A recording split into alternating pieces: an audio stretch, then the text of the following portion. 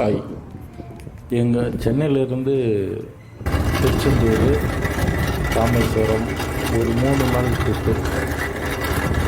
அந்த ட்ரிப்பில் திருச்செந்தூர்லேருந்து ராமேஸ்வரம் போகும்போது மட்டும்தான் வெயில், செம்ம வெயில். அதுவும் இல்லாமல் 2 பக்கமும் உப்பு தயாரிக்கிற இடம். காற்று பார்த்திங்கன்னா பைக்கு ஓட்டவே முடியல, அப்படியே கடலில் தூக்கி போட்டுரும் போல் இருக்குது. அந்தமாரி காற்று. போகிற வழியில் எங்கள் அண்ணன் கரும்பு ஜூஸ் கடை வச்சுருந்தாங்க. பார்த்த உடனே உடம்புலாம் ஒரு மாதிரி ஆயிடுச்சு. அப்படியே நிப்பாட்டி இந்த அண்ணங்கிட்ட சொல்லி 3 கரும்பு ஜூஸ் வாங்கி ஆளுக்கு ஒன்று குடித்தோம். சூப்பராக இருந்ததுங்க. நார்மலாக இந்த கரும்பு பாருங்கள், இது நம்ம பொங்கலுக்கெல்லாம் சாப்பிடுவோம்ல அந்த கரும்பு.